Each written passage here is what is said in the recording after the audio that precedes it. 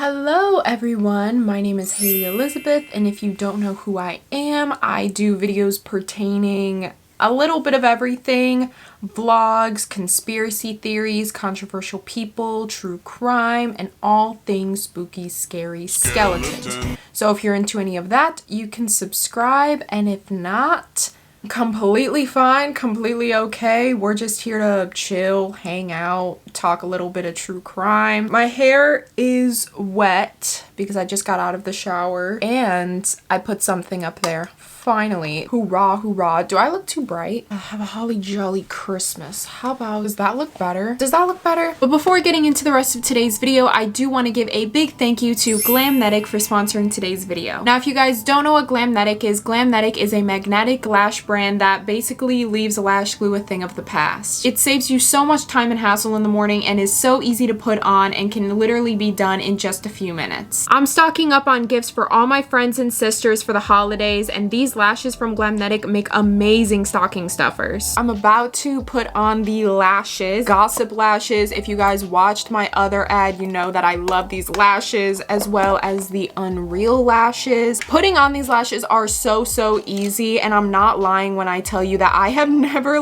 went back to normal lashes after I used GLAMNETIC because it's just so easy. I use this eyeliner. It's like a felt tip, but they also have other eyeliners that are brushes, whatever your preferences, and I'm gonna be using the shade Deep Space, which is just like a plain black color. Very quick, and they stay on all day long. Shake it up, shake it up. I'm just gonna do like a basic winged eyeliner. Once you have the eyeliner on, you're gonna wait about 30 seconds to let it get tacky. I cut off the ends of them so they fit my eye perfectly, so that's kind of what I did to these lashes. Put it in the inner corner at first. As you can see, they're literally magnets, so they go on so easy. Girl, if this was regular eyelashes with eyelash glue, we'd be sitting here for a long time. Within here are these little tiny anchors. For example, in this inner corner, I'm basically just going to connect the two, and there you go.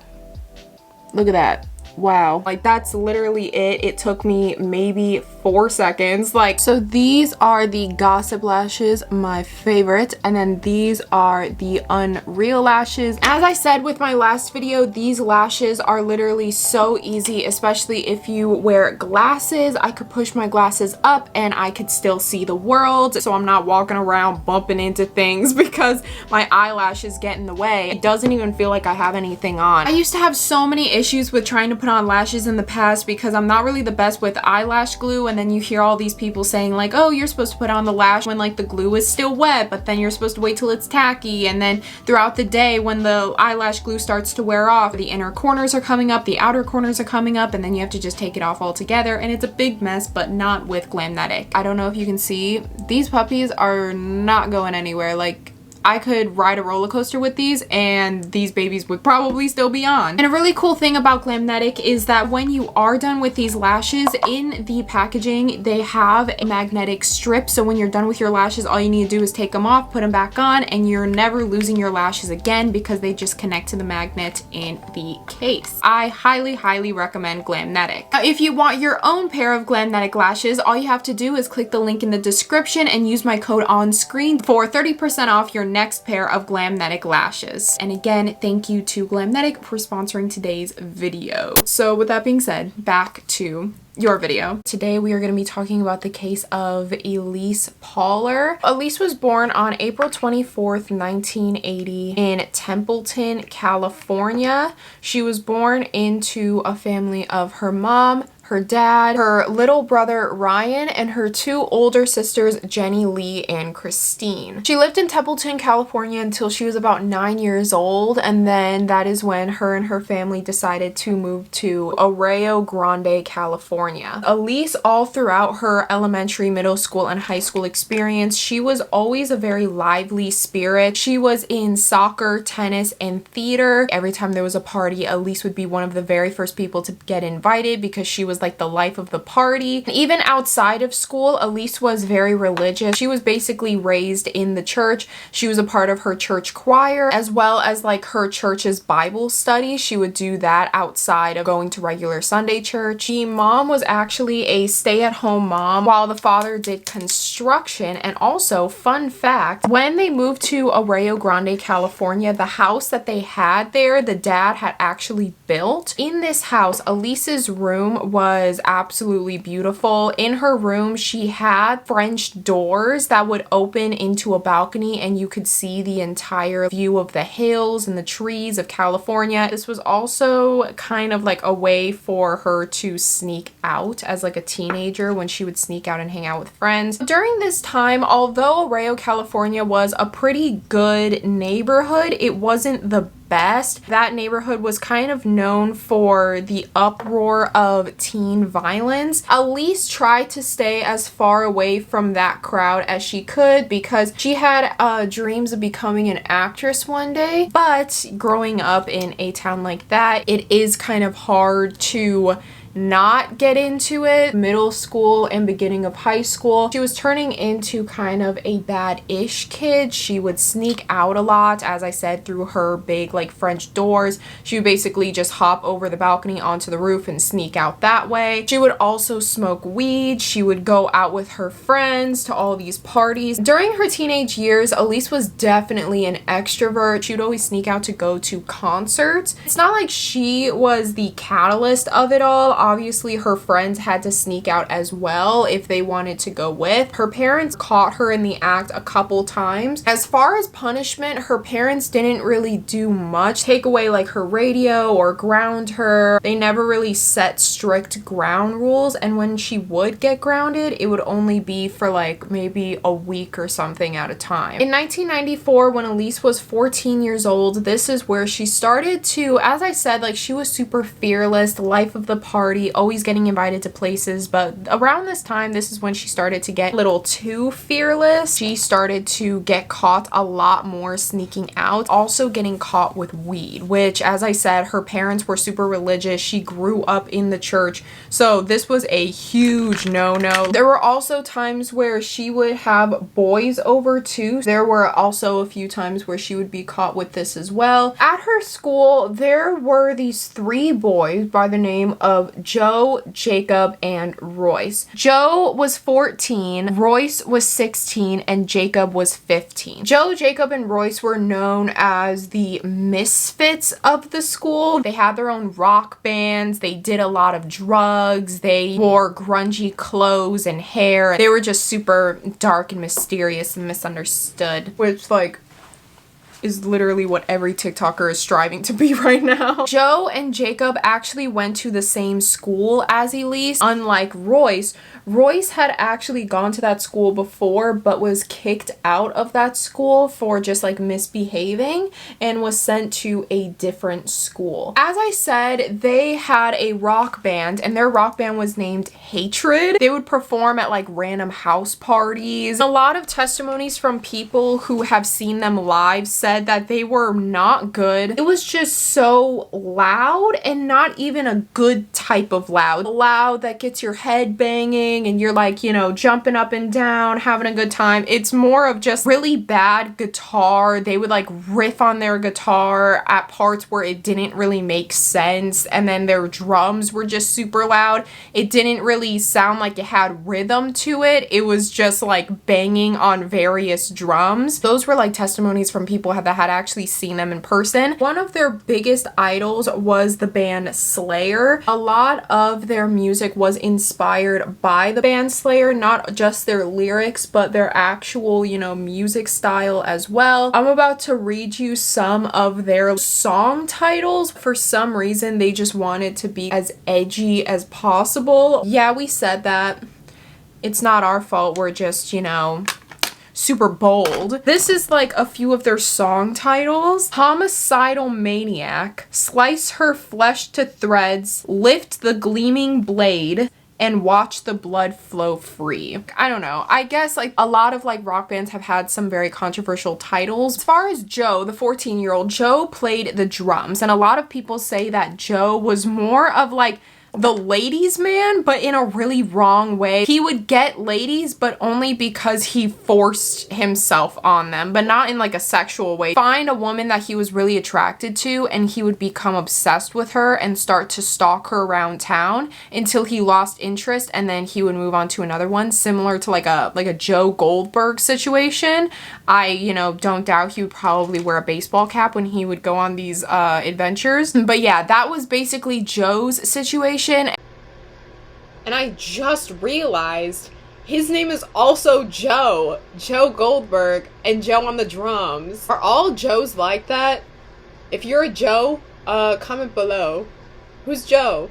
Sorry. And that's very important to bring up because that like tidbit of information comes up like later on in the story. As far as Jacob's family, Jacob, the 15-year-old, his family was very similar to ELYSSE's family. His family was very, very religious. Both of his parents were Mormons, and Jacob's brother was a missionary. So the fact that Jacob was going around, you know, playing rock music about Satan and doing all these drugs, but Jacob just personally didn't really follow those same morals. It just got to a point where it was just way too bad, and his parents were like, you know what, Jacob is only 15 years old, he still has so much life left to live. So that is when they sent him to the Mariposa Recovery Center, because at this time it wasn't just weed, it was also him experimenting with things like meth and LSD. His parents were just very nervous for him, not that he would become addicted, but that one day he would die because of it. They sent him to this recovery center. One day he was in like a support group, and to his surprise, walking through the door is ELYSSE. As I said earlier, ELYSSE at this point was starting to dabble in a little bit of weed, and her parents, being religious, just thought that this was, you know, a gateway to hell. They told ELYSSE that she was going to be going into a recovery center in order to help her weed problem, or at least just steer her in the right direction. ELYSSE didn't really put up a fight with this. She actually kind of supported the idea. Maybe this will do some good for me. Maybe this is actually what I need. She knew about Jacob from school, but not, you know, about Jacob personally, just more of his reputation. He did rock music about Satan. He did all these drugs. ELYSSE, you know, seeing him in this support group, it kind of shifted her feelings about him, because she kind of saw him as like, oh, he's actually trying to clean himself up and create a better future for himself. Maybe he's actually trying to become a better person, and possibly we could become friends one day when we get out of here and go back to school. Now, although in the actual recovery center they would never talk, but Jacob definitely kept his eye on ELYSSE. He would frequently talk about ELYSSE to his friends and family, which was really odd because they had never talked in the recovery center. Going back to their band Hatred, this was during the 90s where the internet was so new and fresh that there was really no boundaries, and the group, Joe, Jacob, and Royce, they basically had this, like, I don't even know what it was, like a subscription of some sort. Every month they would receive a bunch of ritualistic materials such as satanic books, knives for rituals like blades and spells. They would literally just look up online how to perform a specific ritual. Nobody really thought twice about it because this was during the 90s where no one really like knew how the internet worked yet. Everything was still so new. Online, specifically Joe was on a bunch of forums, you know, communicating with people that did rituals and spells and stuff like that, and like worshipped Satan. And one day Joe was on this forum and was looking at specific people talking about doing a ritual in exchange for fame. He was replying to this forum and being like, hey, so what exactly do you have to do to complete this ritual for guaranteed fame? They had this band called Hatred, more publicity. They wanted to be a huge rock band like Slayer. Joe started to get all this information online from all these people telling him what to do, what materials he needed, and one thing that they did need is if they wanted guaranteed success, they would have to sacrifice the soul of a virgin. First person that came to mind when Joe was thinking of people was ELYSSE. So that is when Joe revealed to Royce and Jacob Jacob that they were going to sacrifice ELYSSE because she's an easy target. She already, you know, has trust with Jacob. She's already trying to mingle herself in the group. She does weed, so there is already like a common trait. Joe was just going on and on about this plan, and surprisingly, Jacob, you know, how intimate he's starting to get with ELYSSE, he was pretty on board with the idea. He thought that it was a really good idea and that she was the perfect candidate. But as for Royce, he did not really think this was a good idea, but he didn't say anything because he just didn't want to be that person. Have everyone be like, oh, well, you're weak, you're vanilla, like, why would you even? He just didn't want to deal with all of that backlash. So he was like, yeah, let's do that. A+, guys, that's such a cool plan. So awesome. Let's do that. I mean, I'd be scared too if all these people around me were talking about all this stuff. I'd probably go to the police, but at the same time, it's like you go to the police and then you'll see later how helpful the police were in this situation. Now, as the boys were trying to comprise their plan of how to get ELYSSE alone and attempt to kill her, Jacob and Joe went to the same school. So sometimes when Jacob and Joe were talking like in the halls, they would look at ELYSSE, try to figure out her schedule and stuff like that. Eventually, ELYSSE actually caught them staring at her a lot. Then more and more this group started to talk about ELYSSE, the more that Joe became fascinated with ELYSSE. He would have his eye on a girl and become obsessed with her, stalk her until he lost interest and went on to someone else. Those sort of feelings started to go on to ELYSSE to the point where he had followed her home from school a couple of times on her way to school, figured out her schedule, like which classes she had when. This one time where Joe had followed ELYSSE home from school, when ELYSSE went up to her walkway to walk into her house, Joe was just standing right at like the end of her driveway and just staring at her. Instead of ELYSSE running into the house, she basically just waved and smiled at him. This woman was so sweet, so nice, and so kind. Like, she really just did see the good in everyone, because the next day she told her friends that incident, like, oh, you know, Joe, I think he has a crush on me or something, because yesterday he followed me home and then he stopped at the end of my driveway, and as I was walking to my house, he was just staring at me, and so then I smiled and waved, and her friends looked at her like,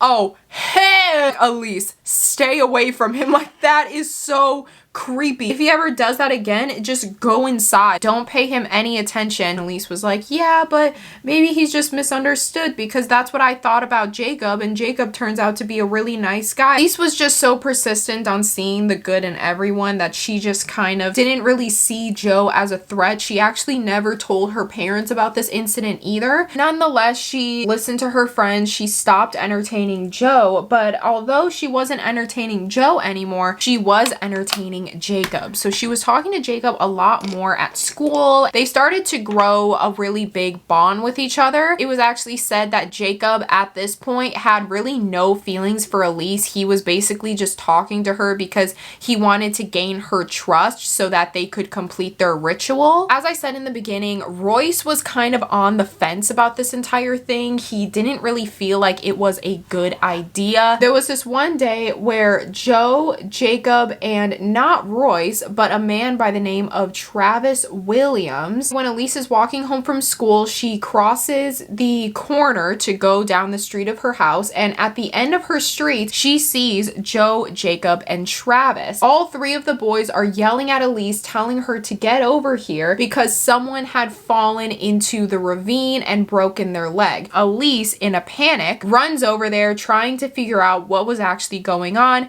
She looks down at the ravine and there's no one down there. They interviewed Travis like a while later. It was said that Travis at this point was supposed to pull out his knife, stab ELYSSE, and they were going to push her into the ravine. Now, Travis actually had out his knife at this point, but he didn't use it, and also ELYSSE didn't see the knife. He was just too scared to actually stab her. So he just got nervous. He got a little bit of stage fright and he never followed through with it. Thank God. The mom, Elyse's mom, runs out of the house because she sees the boys kind of like ganging up on Elyse, and the mom yells out, "What are you boys doing?" Joe, in a panic, doesn't know what to do, so he just pushes Elyse. Elyse doesn't fall all the way down the ravine, but she does fall a little bit, and the boys just book it. When like Elyse was looking down in the ravine, they were laughing, kind of like cynical laughing, but Elyse, being like the kind spirit that she was, she just kind of took this as, oh,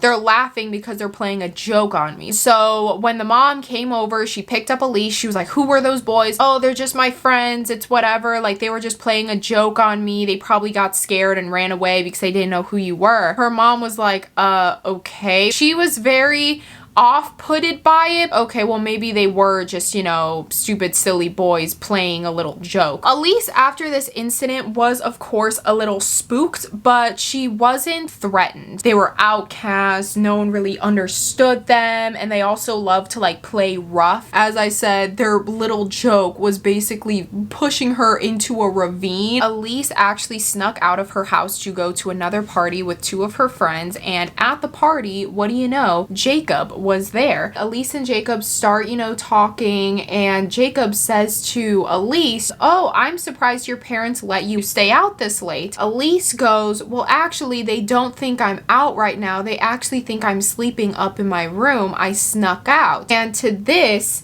Jacob realizes, like, oh, that means that if her parents find her missing, they'll just assume that she snuck out and they won't go to the police right away, which is good for us because that gives us time to hide the body. It's also during this conversation where Jacob tells Elyse, like, "Hey, I know that you do weed. You should definitely hang with us one of these days. Can I get your number?" So Elyse and Jacob exchange numbers. The next day, July 22nd, that night, Jacob calls Elyse and says, "Hey, we just got this weed. We were wondering if, you know, you could sneak out of your house like you did last night." Elyse, you know, having a little crush on Jacob, she was like, "Yeah, of course I'll do that." She hangs up the phone, and at this point she was watching a movie with her family. And she hung up the phone, she went back into the living room, and she was like, "I'm actually really tired, so I'm just gonna go up to bed. I have to wake up early for school in the morning." Told her parents goodnight, she told her siblings goodnight, and she went up, and that was basically the last time her family had ever seen her. She does her, you know, standard sneaking out thing. She puts a bunch of pillows underneath a blanket. She goes out of her French doors onto the roof into the backyard and went out. She was wearing a sweater, sweatpants, and flip-flops when she went out of the house. So she wasn't dressed as if she was like going to a party or something. Like, she was dressed as if she was, you know, just going to smoke with a couple friends for a few minutes, which in her head, this is what she thought it was. The boys and Elyse walked down to Nipomo Mesa forest area. It was like a foresty grove, a grove that allegedly the boys thought was an altar for Satan, and it was only like a quarter a mile away from Elyse's house, so it was just perfect for them. They sat down on a bench and they started to smoke a little bit. When Elyse got a little high, like she started to get a little giggly, started to kind of lose perception, that is when Joe came up behind her with his belt and choked Elyse, and in his other hand he whipped out the ritual knife that they had gotten from like that monthly subscription thing and started stabbing her. And then he handed the knife to Joe. Joe also stabbed her a few times. Then he handed the knife to Royce, and Royce also stabbed her a couple times. They ended up stabbing her a total of 12 times. Elyse was screaming out prayers and screaming for her mom, which I think, oh my God, like imagine being the mom and like hearing that afterwards, like, oh my God. There was also speculation that around this time the boys actually did stuff to the body before disposing of it underneath the tree, but again, this is basically all on speculation. There aren't any official reports of the actual trial of this case, so I just basically had to go off of very few interrogation scripts that I found. I'll get into later why there are no trial scripts. Around this time when they were putting the body underneath the tree, Eventually, it was said that the father actually came into ELYSSE's room and found out that she had snucken out. As I said, this wasn't the first time that she had sneaken out, so the father wasn't really like too shaken up over it. He drives around the neighborhood, he looks into alleys, goes into stores, tries to check out any like local parties, but he can't find ELYSSE anywhere. He goes home and he calls a couple of ELYSSE's friends, but at this point it was around like 11:30 p.m. and by the looks of it, it seemed like all of ELYSSE's friends when they picked up the phone were super tired and groggy, like they had just been woken up. So this was kind of alarming for, you know, the father, because he thought like, oh my god, wait, if she's not with her friends, then where is she? He told the mother and the mother started panicking. Eventually they ended up calling the police and declaring her as a missing person that same night. As far as the police's involvement, they didn't really do anything, not because it's not like they couldn't do anything, they just didn't do anything. Out of their own free will, they chose to just not do anything. And the police didn't even put up like missing persons flyers. They didn't even look too deep into it. Whenever the parents had a suspect, the police never went further with it. They basically just treated it as if ELYSSE had run away. About 2 months later, that is when a classmate of ELYSSE's calls into the police and says that he actually saw ELYSSE at Moisturizer Beach in California, and she was walking around that area and her hair was cut short and she was walking with an older man, like a man of his early 20s, and she also seemed to be living there as well. The police, without even confirming that this was ELYSSE or like even talking to her or going to that area and seeing if she was actually living there, the police were like, oh yeah, that's her. If this teenager who made like a tip says that it's her, it's probably her. We don't have to check because she doesn't want to be found. And they go to the parents and they're like, hey parents, turns out she's fine. She ran away with some older guy and she's in Moisturizer Beach. And then again, the parents are like, what do you mean? Like, did you talk to her? Like, did you confirm that it's her? And the police are like, nah, but we got one tip, so that's enough, right? That's probably enough. We don't have to like ever talk about this again. Like, I can go back to doing nothing. The parents obviously weren't getting anywhere with the police, so that is when they decided to hire a private investigator. The parents had actually mentioned the ravine story about those 3 guys that randomly pushed her into a ravine. The parents had talked about this situation to the police, gave the exact descriptions of these boys, said that they probably go to the school, and the police, what do you know? The police told the parents like, yeah, that's goofy, but we'll talk to them. And then they never talked to them. What was that for? Like, literally, what was that for? Whilst all of this was going on, the boys would frequently go back to the body and just stare at it, especially Royce. Now, this whole situation affected Royce the hardest because, as I said, ever since the beginning, Royce never really wanted to do it, but he just did it because his friends were doing it. Royce would frequently go back to the body, would cry over her dead body and pray for her. He just felt really awful about what he did. Started getting nightmares because of it. He couldn't sleep, he couldn't eat, while Jacob and Joe were apparently doing like perfectly fine after it. Family, again, since they're not really getting anywhere with the police, they decided to hire a private investigator. Now, this private investigator was the very first person to finally put up missing persons flyers. With these missing person flyers, it really hit home again for Royce, because it's like Royce kept on trying to process this trauma and get through it, but he kept on seeing ELYSSE's face, which made him want to crack and confess to the police even more. He actually decided to clean himself up. He decided to go back to church. He actually became a missionary. September of 1995, 2 months after the murder, that is when Jacob had been expelled from that school, not because of the whole ELYSSE situation, but because of his drug use, and he was transferred to another one. one. So now it was basically just Joe by himself. Now Christmas time, it came and it went. February of 1997, that is when Jacob again was expelled from his school. So he was expelled from his first school, expelled from that one, went to a different one. 2 months later, he's expelled from that one, and now he has no choice but to be homeschooled. It keeps on getting like super bright because it's cloudy outside, so the sun. Now, as far as Joe during this time, Joe was basically, you know, going about his business. He was doing his regular routines. He was still going to school. He was by himself, but he was fine listening to the band Slayer. They were still, you know, performing as a band. This was also around the time where, since Royce felt really bad about what they did to Elise, he also started to befriend some of Elise's best friends. Best friends who had contact with Royce described Royce to be a very genuine guy. He didn't really seem like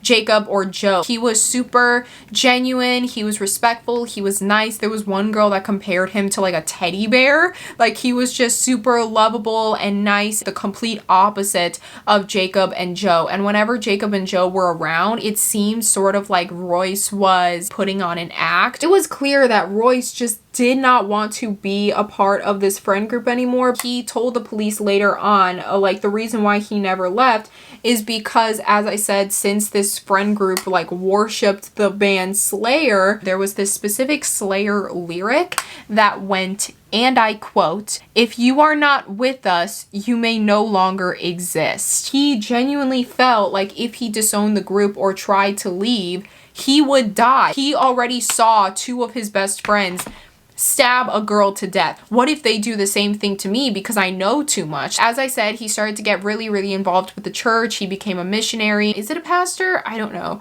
Who's like the person that you confess things to? You know who I'm talking about. That guy.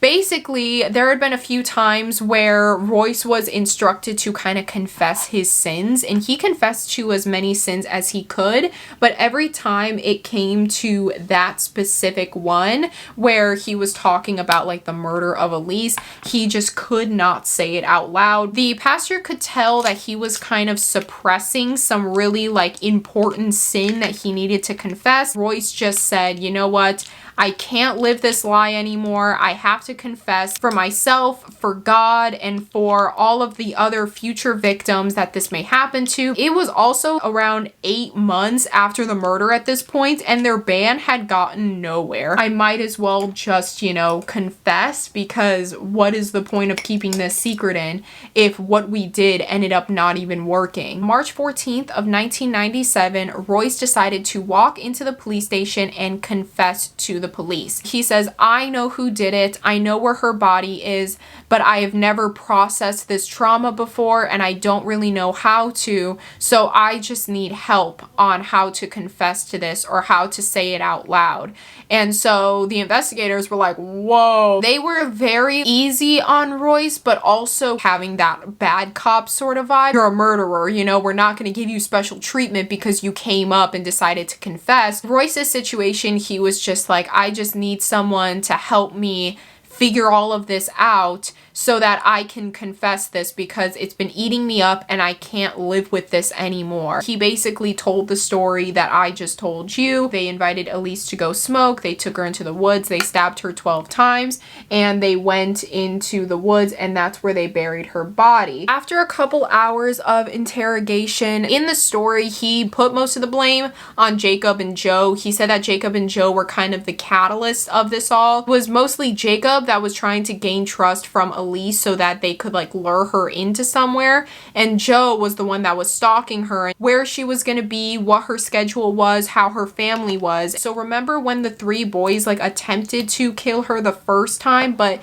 it wasn't Royce there, it was a guy named Travis Williams. They had actually asked Royce to come with and help them, but Royce declined because he was scared. He just kind of gave the excuse that he was grounded or his parents weren't gonna let him go. But once he found out that they didn't really follow through with it, he felt more comfortable going the second time because he was like, okay, if they didn't follow through the first time, they probably won't follow through this time either. But they actually ended up following through this time. They hid her body underneath a tree in those woods. To the police, this is like a huge bit of information because that means her body had been sitting there for around 8 months. Royce led the police to the body, and that is when the 3 boys were arrested on the account of conspiracy to murder. After interrogating for a couple of hours on 3 of the boys separately, all 3 of their stories were very different to one another. Joe was basically putting all the blame onto Jacob, saying that Jacob was really obsessed with her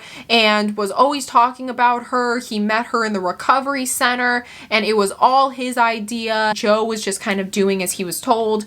Jacob blamed it all on Joe, saying that Joe has this thing where he like gets really obsessed with girls and stalks them. Joe was the one who really like had a fascination with killing ELYSSE, but since he was scared of Joe, he went along with it. Royce basically blamed it on the both of them. Sorry boys, I'm a son of God now. I would never do stuff like that. And again, he was the first one to confess too. So when the actual trial came along, it was very straightforward. I was saying way earlier, I was like, oh, this is the reason why there isn't any receipts of the actual trial and what was said. The 3 boys pled guilty, and when you plead guilty, that means you have no jury trial, and when you have no jury trial, that means most of the docs are disclosed. So basically what I'm trying to say here is that when you plead guilty to something, it's a lot easier than pleading not guilty, because when you plead not guilty, that means you have to get a jury involved, and then when the jury is involved, they kind of decide whether you are guilty or not guilty.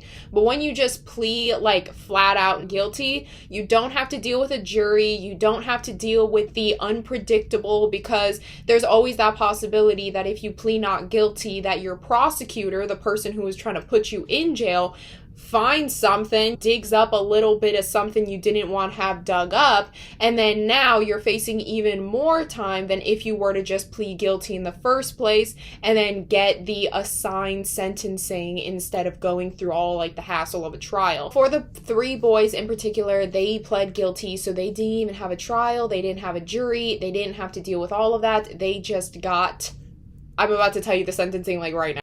Whilst they were, you know, like being interrogated, all 3 of the boys had said that they had confessed the murder to at least 2 friends. 6 people have known about the murder and said absolutely nothing to the police. These kids were 14, 15, 16 years old. And if you figure out as like a 14-year-old that your friends murdered someone, like you're not gonna say anything because you're scared. There were also no documents because at this point all the kids were minors, so they wanted to keep a lot of it disclosed. They were all sentenced to 25 years to life in prison. They could either get out next year or serve life. The 3 boys kept on quoting the band Slayer, saying like, oh, we just wanted to be rock and roll, like we just wanted to sell her soul. They were not really afraid to say what they did and why they did it. They just thought that they were cool by doing it, so they were like, yeah, we're just really dedicated to our craft and that's why we did what we did, not even really realizing that